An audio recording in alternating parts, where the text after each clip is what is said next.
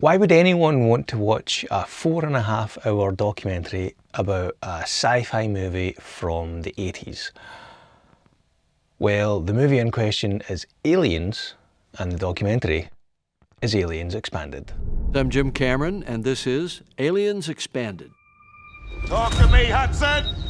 Multiple signals!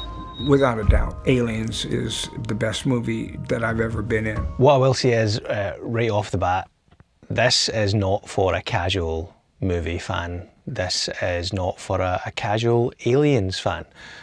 This is for the die-hard Aliens fans. If you're not an Aliens fan, you're probably not going to be interested in watching a 4.5 hour documentary for it.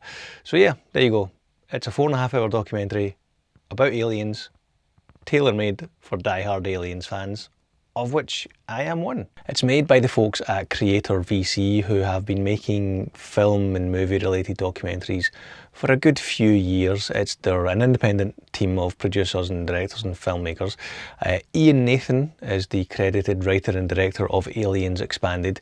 He himself actually was a former, I think, editor-in-chief or executive editor for Empire Film magazine.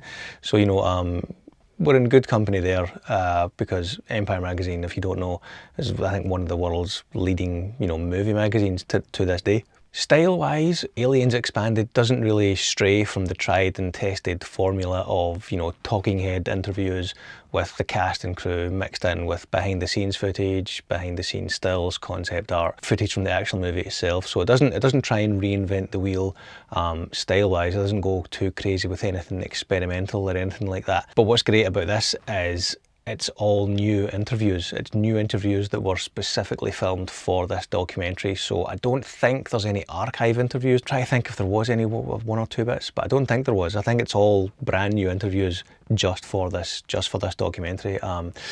Everyone from James Cameron to Sigourney Weaver to the producer Gail Ann Hurd, and it feels like pretty much every surviving cast member has been interviewed for this documentary, which is pretty great. As well as cast and crew, you've got folks like, you've got superfans being interviewed, you've got folks like James Dyer from Empire magazine and from the Empire podcast, who's a self-confessed Aliens superfan as well. So it's a fairly well-rounded collection of contributors for the documentary, and it's full of great tidbits and stories from the cast and the crew. Structure-wise, as I said, it sticks to the formula of film documentaries. It goes through the process from the inception of the idea, the studio wanting a sequel to Ridley Scott's classic Alien, the pre-production, the writing of the script from James Cameron, through to the pre-production of the movie, through to the actual filming of the movie at Pinewood Studios in London, to post-production, editing, sound design, all that stuff, right up to the release of the movie, including the Oscar nominations, of which I think it was nominated for 7, including Best Actress for Sigourney Weaver, which I didn't actually know until I watched this documentary. There is not a history of actors from science fiction films, much less horror films, being rewarded by the Academy. So when we were nominated for 7 Academy Awards, it blew our minds. Absolutely blew our minds. Sigourney Weaver in Aliens. So as much as I thought I was a super fan of Aliens, having watched the deep dive 4.5 hour long documentary, there's definitely a good few bits that I didn't know about. So, that's awesome. The interviews with the cast and crew are neatly woven in and out of each other throughout the documentary, throughout the structure. There's a kind of a pretty cool kind of graphic user interface. There's like a filing system that goes through the various points of the movie and the various cast and crew. As we get to the actual filming of the movie, there's almost like a substructure where each character goes through their death scene in chronological order, and the cast and crew talk about that character and their death. So you've got each actor talking about their death scene, which is quite a cool little technique to help give the overall documentary, a bit of a solid structure as well. Jeanette Goldstein, when she talks about her admittedly cool death scene, like the smile on her face, you can tell how much that she enjoyed that, and that was that was quite charming to watch her talk about her death scene with such glee. That was a standout moment. The Bill Paxton tribute, he sadly died before the making of this documentary, so he's not part of the documentary. But the tribute that he gets from all of the cast and crew is very touching. His absence from the documentary is very apparent, but as I said, it's a very touching tribute that he gets. His joie de vivre was infectious. And I remember thinking, Bill is stealing the show. Bill is stealing the show. He was killing it. Lance Henriksen talking about his character, talking about Bishop, is actually oddly moving as well. The kind of the level of detail that he went into to kind of like help form that character is quite touching. Bill Paxton apparently didn't know about the knife trick, that was going to happen, so they kind of did that without his knowing. Not sure if that's true or not, but it's mentioned in this documentary. Bill was frightened to death that Lance was going to stick him. And Lance, by this time, was going pretty darn fast. The picture of Ripley's daughter that she holds up and looks at is actually Sigourney Weaver's mum, so that's why there's such a familial resemblance there, because Sigourney Weaver's looking at a picture of a real-life mum, but in the story world, in the Alien universe, she's looking at a picture of her daughter. So that adds kind of like a unique element to it, I think, if you know that when you see the movie again. Something that I'm amazed I didn't know either was that James Remar was actually originally cast as Hicks, but was replaced during the shooting of the movie because he got arrested for drug possession in London and had to, hightail it back to the States. So they brought in Michael Biehn after the fact. As much as I'm a huge fan of Aliens, I didn't know that story. So it begs the question, like, what would the movie have been like if James Remar played Hicks and not Michael Biehn? James Remar was great in the character. He was He was a bit of a loose cannon. He was either going to jail or he was going to the US. The Tea Lady story as well, that deserves its own separate video, which I might do a separate video of. But yeah, the Tea Lady story with James Cameron is epic. What's unique about this movie and about documentaries like this is it's not studio funded. It's not made by the studio. It's not like approved by the studio, at least I don't think.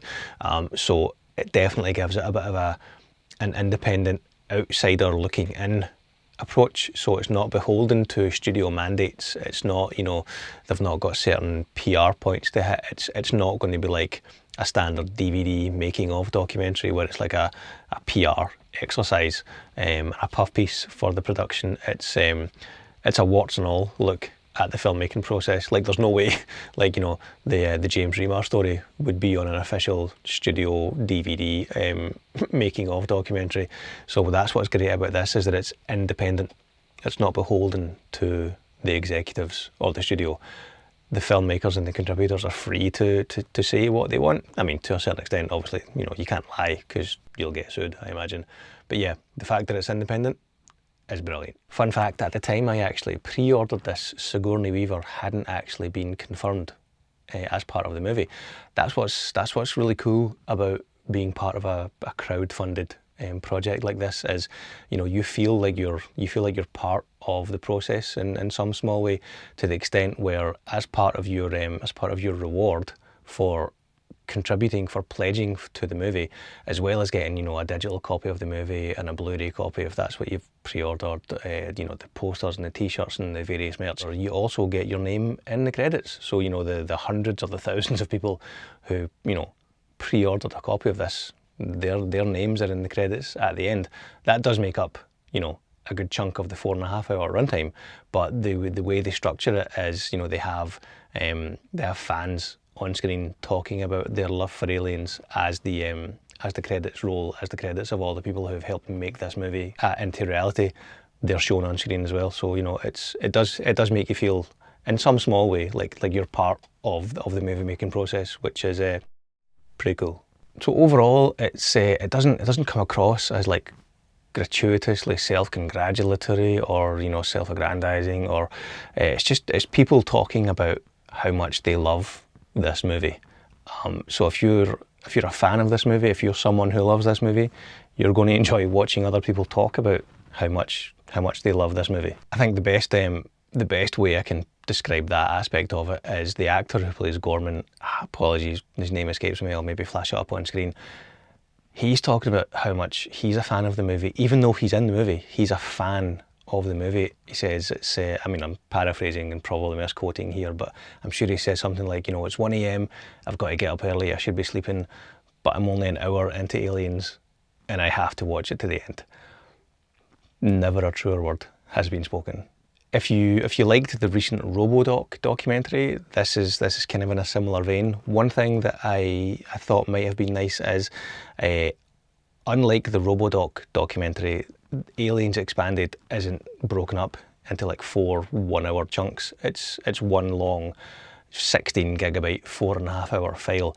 The Blu-ray will no doubt be spread, be cut up into chapters and maybe even spread over a couple of discs. I don't know yet, it's not arrived. Future James jumping in here. In the time between filming the review for Aliens Expanded and finishing the edit, my package actually did arrive with the Blu-ray copy, so let's take a quick look at that.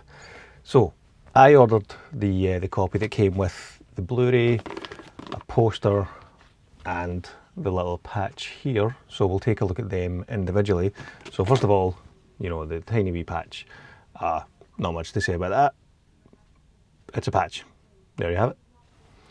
The Blu-ray itself, it comes with a rigid slip cover. Fairly basic artwork, but it does look and feel pretty premium. If I take the actual Blu-ray out, there's the front. So Aliens Expanded, a new species of documentary. I do like the poster art for this. It is pretty cool. The way they've got that designed. I am a big fan of the design of the front of this. The back is fairly basic. Just white text on a black background. So maybe a little bit more artwork or something more than just the basic black and white there would have been nice, but that's, I'm being nitpicky there. At least it came with a slipcover instead of just the plain Amaray case.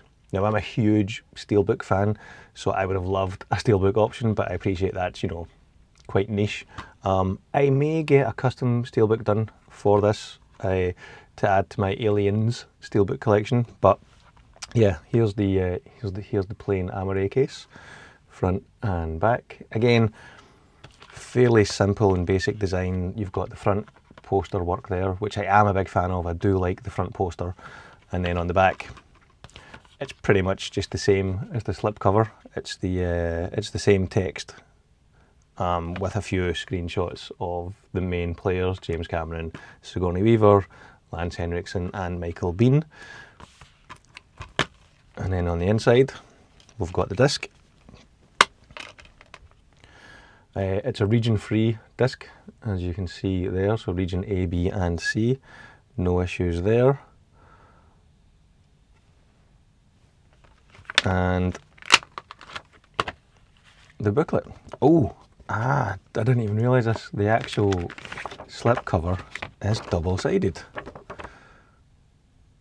So the back is the same on each side, but you can choose between that for the front of your Amaray, or where is it? Or that for the front of the Amaray. I'm going to stick with that because that's. Oh, actually, no, I'm not, because hang on, let me slip this back in.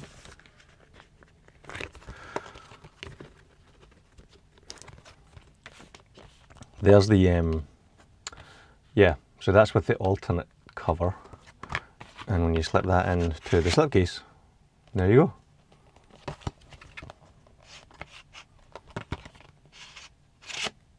Very nice. Anyway, and here is the booklet that we get with it. So it is a 23-page booklet detailing the making of. I haven't had a proper read of that, but that's always nice to have. So you've got a message from Ian Nathan, the writer-director. A couple of pages worth of that. Chapter guide. Very nice. Right, let's take a look at the poster.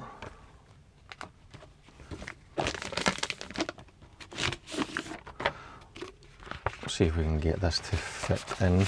Oh, actually, first of all, we'll take a look at the certificate. So here's the Aliens Expanded.